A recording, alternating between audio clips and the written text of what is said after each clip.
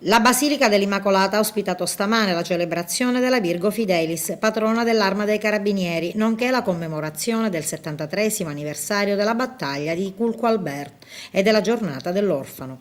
Presenti alla Santa Messa ufficiata da Don Angelo Chillura, numerose autorità cittadine, rappresentanti delle associazioni combattenti e d'Arma e dei Carabinieri in servizio ed in congedo. È una delle celebrazioni fondamentali dopo la festa dell'Arma.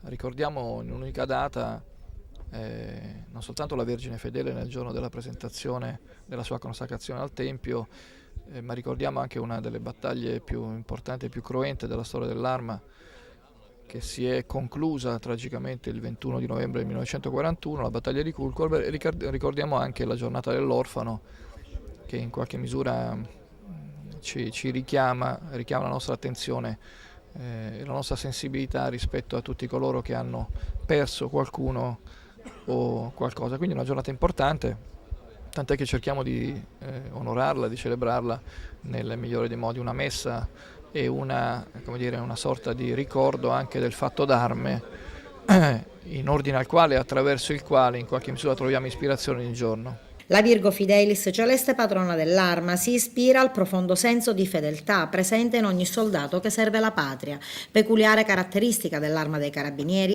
ed espressa nel motto «Nei secoli fedele».